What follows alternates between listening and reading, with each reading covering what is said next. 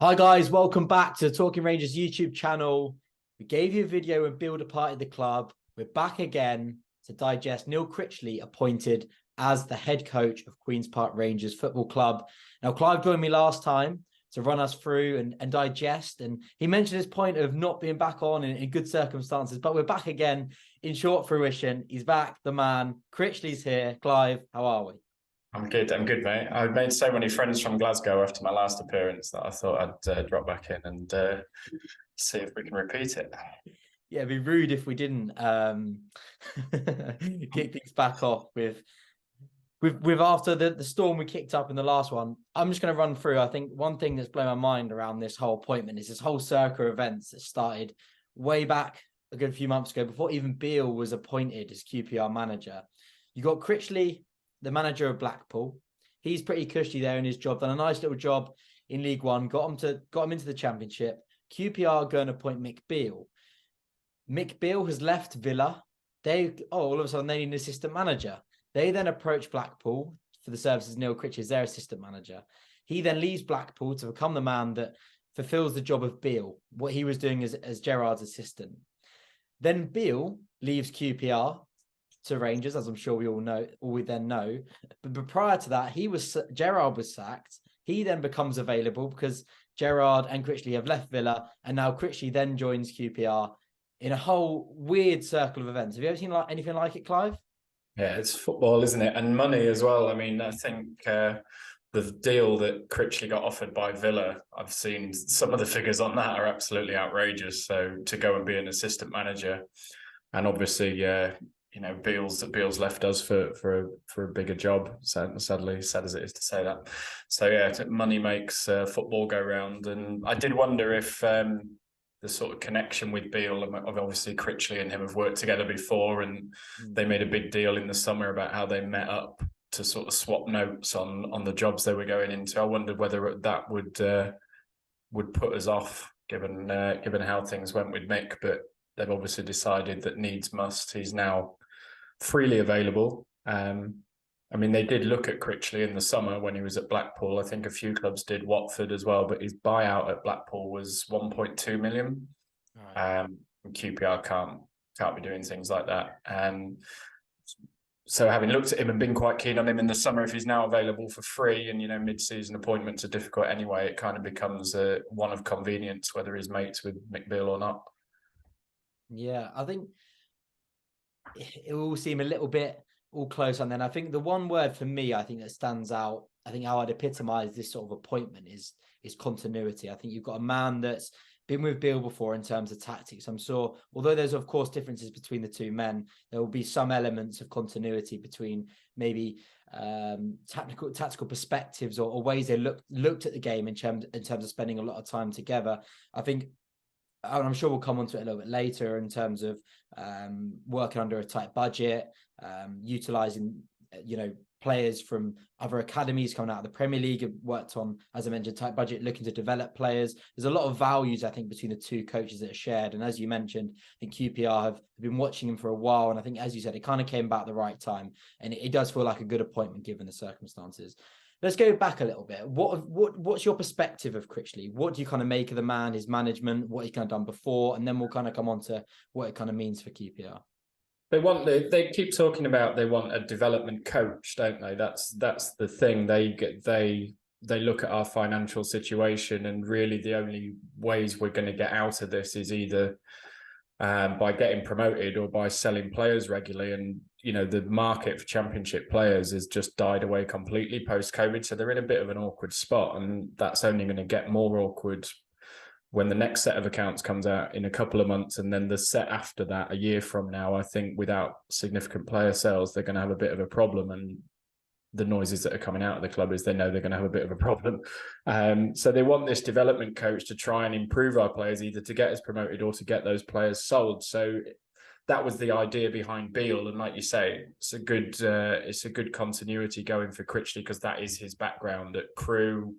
I think he was the academy manager at Crewe before he was 30, and then he's had sort of 6 or 7 years at Liverpool, culminating with him actually taking a couple of the first team games while they were at the World Club Cup and had to play cup games and things like that. So obviously really highly thought of, and all those names that Beale used to drop in interviews about how he's worked with Trent and all of this. Well, Critchley's worked with them as well. So although he doesn't seem to be quite the sort of arrogant name dropper in interviews, it's sort of regional sub postmaster vibes with his interview on the Fish yesterday. His style at Blackpool is interesting because he went in there and started originally with the sort of 4-3-3 that we've seen. This group of coaches that have come through at Liverpool together love it. The high press, the aggressive wing backs, the 4-3-3 and all of that. I think he only won one of his first 7 games at Blackpool, and they were talking about, he was under pressure there. I think they were second bottom in League One. And his reputation since then has been one of sort of a pragmatist rather than idealist, who then looks at the players he's got and says, right, okay, you're not going to play a load of free-flowing, brilliant football with Gary Medine up front. We're going to go to 4-4-2. We're going to keep it sort of really tight. All the flair's going to be in sort of wide areas. We're going to be very dogmatic through the middle of the pitch. And Blackpool were very effective at that. They got promoted, keeping loads of clean sheets. I watched Blackpool in the playoff semi-finals that year against Oxford, and they were brilliant. Like, they had Ellis Sims up front, and I was like, Christ, this is a really sort of attractive, like, forward-thinking team. But actually, speaking to the Blackpool fans this week, they're like, he was pretty sort of solid 4-4-2, goalkeeper, get one up to Medine and work from there. So it'd be interesting to see whether that is how he plays, or whether he's just one of these people that looks at what he's got and works with what he's got, rather than going in and trying to force a formation on players that aren't used to it. Because we kind of saw that a little bit with Beale wanting to play the 4-2-3-1 kind of from the off. And as you kind of mentioned, he made that transition to 4-4-2. I think Blackpool were quite a counter-attacking side. And I think a team that, as you rightly mentioned, were ready to almost sit back, soak up the pressure, be a solid unit, and then pose an attack based upon that. And I think this is where I think maybe one of the only skepticisms for me lies a little bit, is that he's going to come to QPR. He's going to have a better squad. He's going to have better expectation that when we're at home, we're going to want to dominate the ball. We're going to want to take the game to certain sides. And how is he going to manage that, almost that transition where you go from, when he got Blackpool up to the Championship, they were tipped off to, they weren't expected to survive, and he did a really good job to turn that round off. Some of the values you mentioned, they're playing to the side, but he's going to come into a Queen's Park Rangers side with much more expectation, where we're not going to really want to be sitting back and playing a 4-4-2. And with our players, we've got Cher and Willock that we both want to have in the side. And it's going to be difficult, because if you want to play that 4-4-2, do you put them out wide? What do you do? They're probably easy for opposing sides to defend against. He's going to, as you mentioned in that interview, I'm not a man to, as you mentioned as well, he highlighted, I'm not a man to try and get a formation and that I stick by, and I've got to impose upon a side. So hopefully that is something where he'll be more reactionary to what he's got at the club, and hopefully he can change that around, because it could be quite a different style that he'll have to play almost in some elements that he's not really been used to. So yeah, a couple of maybe concerns around that, but I think a man of his prowess and his experience, hopefully he can sort of manage that transition and get us through that. Yeah, I look at our players, and I know the back three got a lot of people were sort of pointing at that by the end of last season and saying that we should, maybe this is the problem. But I think with the centre backs that we've got and the full back wing backs we've got at the moment, that I think you've got to look at it and go back to the back three at the moment, the way the last sort of 5 or 6 games have gone. One of the things the Blackpool fans have said is he's really, really good in adversity. Just when you think you're in the shit, he's really good at pulling things out of the hat and getting results in difficult situations when his back's against the wall. And we are in that position now. All of the chats about how the break had come at a good time and we were getting players back from injury and they'd responded really well to Paul Hall. That lasted it lasted a minute, didn't it, on Saturday with Teller running through and chipping the goalkeeper. I was like, maybe they haven't responded as well to Paul Hall as they would have you believe. So we are up against it here.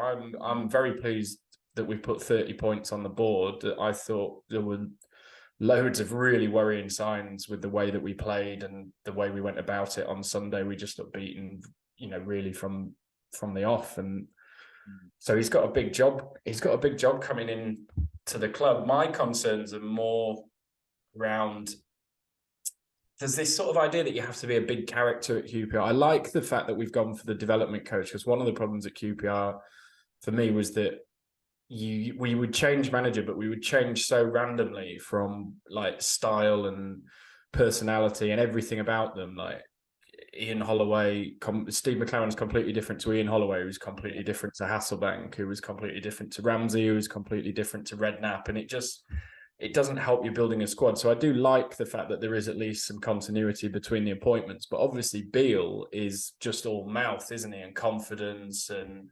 bravado, whereas Critchley seems sort of much quieter, more thoughtful. He leaves his assistants to do the shouting from what we hear.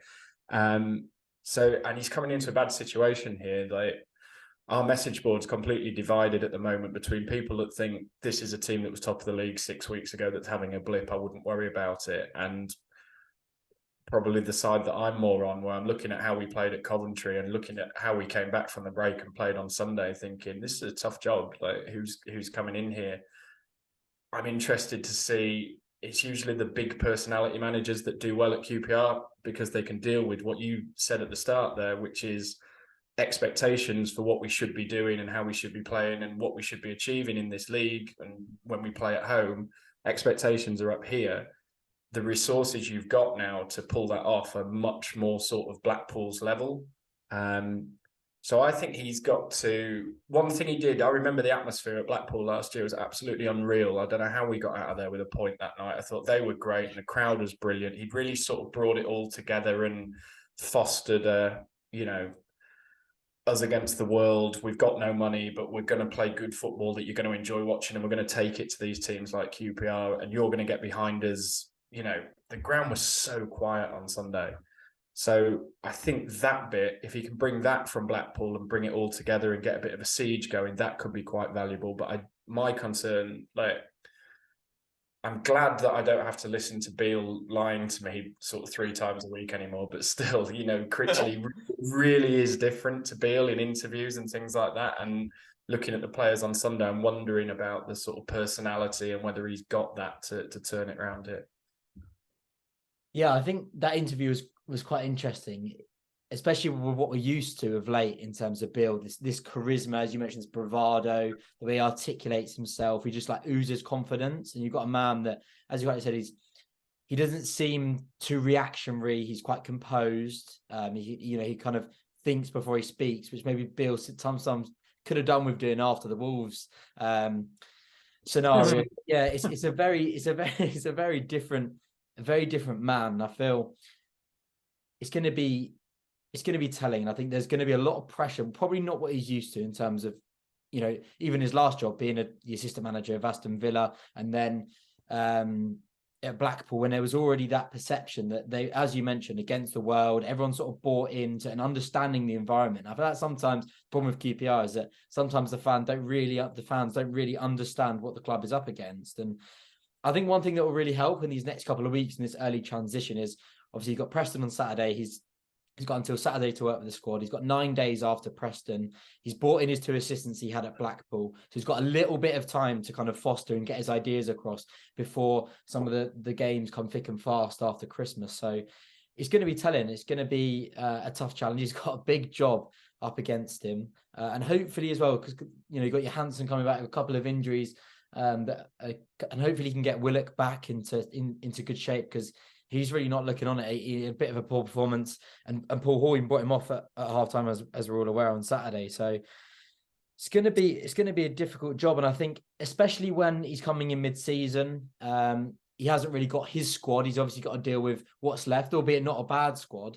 But I think it'd be interesting to see come January what he's been told in terms of what players, what allocation there is for budget. Are we going to be able to bring anyone in? Because you'd have thought that could be one of the determining factors for him, at least in terms of, right, what's available for me in January. We know he's got a lot of contacts, almost like his knowledge of the academies and younger players, as Beale did. So yeah, I think these next couple of months could be really telling for Critchley.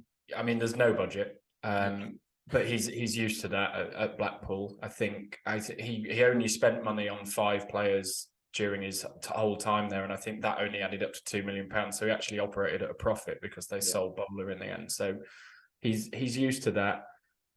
the academy connection, I think there's gonna be a lot of that, and maybe loans and people picking up players that are falling out of that academy system. He's always worked in the Northwest, and when he was at Blackpool, all of his academy signings were sort of Man City, Leeds, Everton. Apart from two, I think he got Dujon Sterling on loan from Chelsea and Dan Ballard on loan from Arsenal. So be interesting to see. You know, his connections are in a different part of the country. It is a tough job. I'm interested to know how the Beale players are going to react to this, because you know, since that Wolves thing, the reaction of the players has been really poor, and the reaction on Sunday was abysmal. I know Burnley are a good side, but you can't play like that. You can't be jumping out of tackles and dangling legs in and being half-arsed. So, you know, there's quite a lot of players here that came for McBeal to work with him and play for him. There's players that are here because they know him and have worked with him previously. There's players that committed a lot to come to QPR and turned down better offers to come to QPR basically because he was there. There's also players here who might have been sold in the summer, but basically Beale said, well, I'm not coming if they're going to be sold. So now they're sort of stuck here without him. What is going to be their reaction? Because, like I say, since that Wolves story broke, reaction's been very poor. Like, we were so poor at Coventry and then again on Sunday. So, you know, are those loan players already looking to January thinking, well, I don't want to be injured. I don't want to get injured in the next month because I'm going somewhere else in January. People like Laird and Irabunum and like that. I thought Laird's performance on Sunday it didn't impress me greatly. He jumped out of a tackle in the second half so high, I thought he was going to have to pay to get back in the ground. And like, if you're going to be doing that, then, you know, Critchley's going to have an even more difficult job than I think he has got. So I'm interested to see. Like you say, he's only got one game. We've got one game in about sort of 13, 14 days, I think, which is a good thing.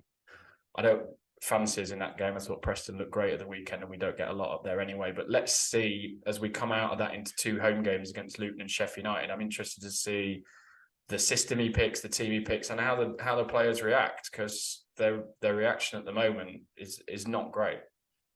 Yeah. And one thing as well that kind of threw me a little bit was 3.5-year contract as well. Quite a long. Yeah, we're going to tie this one down. Yeah. Chain him to the desk, make him turn his phone off.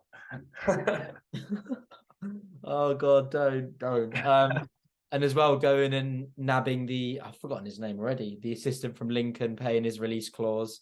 I mean, I can't sit here and lie and say I know an awful lot about him, but as I kind of mentioned a few moments ago, that those familiar faces, and I think that's quite different in terms of Beale came in and didn't really bring anybody with him because he hadn't really had that experience of being a number one, and hopefully that can kind of smooth the transition a little bit for Critchley in terms of those familiar faces around him. I think it's a very interesting point. I think what you mentioned around the players, a lot of them, as we all know, came for Beale, bought into Beale's project XYZ. I think the only one maybe saving grace a little bit is, I think, maybe not so much the last 5 or 6 games, and I think it's a bit of a problem. But I think given some early success in the early parts of the season, hopefully that gives us a little bit of tie over in terms of, I mean, you look at the table now and it's 10 points from the playoffs to the bottom 3. Anything, I think there's probably 20 sides you could probably get into the playoffs come the end of the season.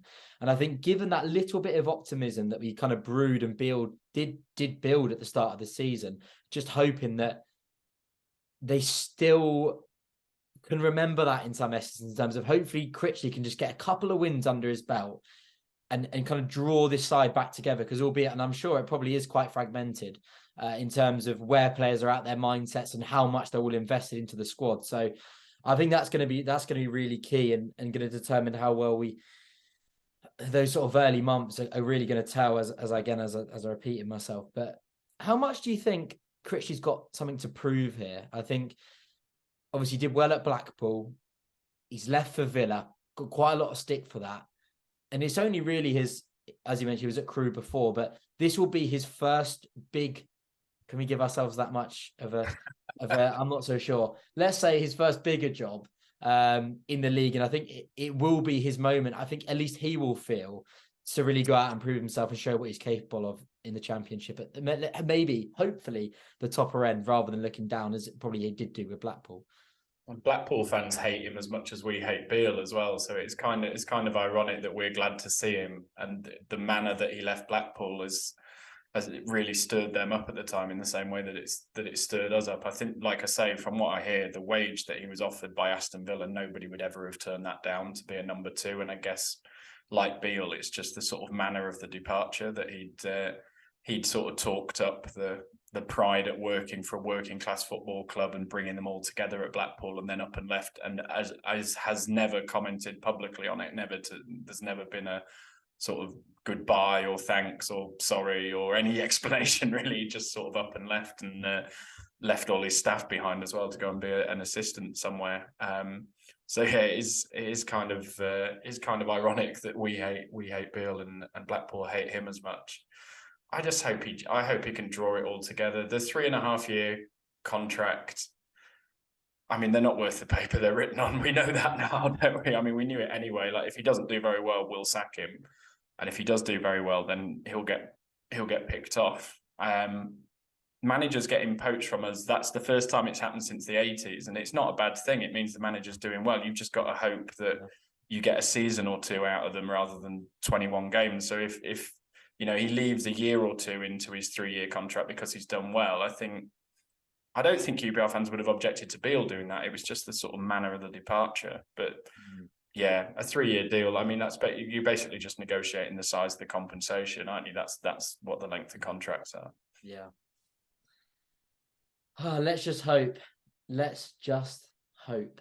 Like you say, we're gonna have to tie him down, and I think that's one thing that was quite interesting, is that this whole scenario we've been in the last couple of months.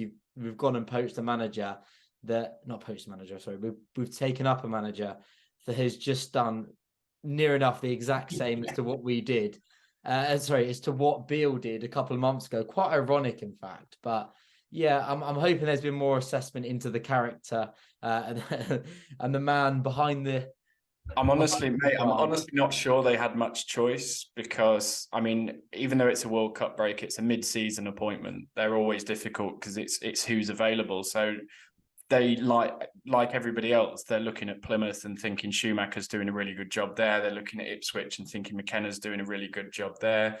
There was the Spanish guy that's working at Hammarby in Sweden that got linked. Yeah, what was all this about? Because I heard he got interviewed. So he's on all these people are on the list. They did the recruitment job in the summer. They know the sort of coach that they want, and so all of these people are on the list. And then obviously the list got reheated when they all thought Beale was going to Wolves, and they've just sort of redone that process. But Critchley, who was unaffordable in the summer to us, is now available for free, whereas all these other people are in jobs. And we just don't have the money to be paying. I mean, I doubt whether Schumacher or McKenna would have left, given the positions they're in League One. I don't think their clubs would have wanted them to leave. I think that would have been expensive and complicated. And would they have wanted to come? I don't know. But again, it's expensive. The Spanish guy, Cifuentes, £750,000 is release clause, and lots of agents involved in that deal. It's expensive and complicated. We just don't, the money's not there. And people are going to see this again in January, when people are going to start talking about, are we going to sign a striker and whatever. The money at the moment is not there to even, take a $750,000 chance on a manager from Sweden. So, whether Critchley, betrayed Blackpool in the same way as Beale did us, and, whether we've got reservations about his personality, basically he fitted the brief of a development coach. He's done well in the Championship before, and he's free. He's free. He can start tomorrow. So I think a lot of the concerns, the ones you've just raised there, I think they were kind of put aside, because it was just the obvious choice right from the off with the circumstances we're in. Yeah. Okay, just lastly then, talking about circumstances, I mean, there was obviously in the early parts of the season ambition of trying to get into the playoffs. What do you think that kind of comes into now? Do you think expectations have lowered in terms of, we've been on a bad run, lost a manager, there's going to be some transition time, new ideas, going to take time to all potentially come together if it ever does? What do you reckon? What are your thoughts, Clive? Well, our message board, like I say, is 50-50 at the minute between this is still a playoff team, it's just having a bit of a blip at the moment, or I'm glad we've got 30 points on the board because I think we could be in trouble. So I don't know where I am yet. What I do think is that whoever the manager is or was going to be is going to quickly find out the same thing, that if you can put our starting 11 on the pitch fit, it's a good team that will cause teams problems in this league. The problem you've got with that is there's clearly something going on with Willock. Like, that was an odd performance on Sunday, and he hasn't come back from this hamstring injury at all well. So there's something going on there. Chair is still off being a paid spectator. He's got the best job in the world like this month, and he's like just going to sit and watch every game. I didn't want to say it, but yeah. every game of the best World Cup story, he's just sort of sat there and watched it. So he's doing nicely for himself. Like Johansson, when Johansson plays and he's fully fit, just makes a massive difference to our team. But all that happens is he plays really well for that game, and then we try and play him again on the Tuesday and it's not so good. And by the Saturday, he's doing that thing where he's sitting down all the time, and then he's missing for 3 weeks before you get that one game again. And there's so many players like that in our team. You know, it's the drop-off from our starting 11 to what's below. It's like a side of a cliff. Like Senny Dieng is an international goalkeeper. Jordan Archer is barely a goalkeeper at all. And, you know, you see what happens. Chair is at the World Cup with Morocco. So on Sunday, we have to pick George Thomas. The drop-off is astonishing. So what Critchley will find is what Beale found, is what Warburton knew. Our starting 11 is really good. There's nothing beyond it as soon as you scratch the surface. So his prospects and how we'll do over the rest of the season will basically depend on how often you can get that group of 11 players fit and on the pitch. Completely agree. And I think it's kind of what we saw last season. I think we had a good start. For most of the first, probably first third, we got a lot of that side out on the pitch. Then the injury started all coming in, and all of a sudden this pipe dream has fallen to crumbs. And you lost Dieng and Willock, and Johansson was clearly sort of clinging on by his fingernails, like trying to get through game by game by game, and was becoming less and less effective with it. With Johansson, it's not just getting him to start. He has to start when he's fit, because sometimes he plays games when he's blatantly not, and he's nowhere near as effective. So that's what it all hangs on. That's the situation we're in. I think you're spot on. I completely agree. And let's just hope that, as you mentioned, he can kind of use these next couple of weeks to his advantage, get his ideas across, kind of bring this squad together and really try to reignite this season that we all thought we were in for. Thank you very much for joining me, Clive. Really appreciate it. We were back on better terms. Who would have thought it? And hopefully, again, we'll see you on some better terms. Next time, let's hope it's not Critchley's been sacked anyway. Yes, I'll see you after Preston, maybe. Maybe that. See how we feel then. Oh, God, I don't even want to think about it. But hey, thanks for joining us if you're still here. Make sure you stay tuned, and we'll see you in the next one.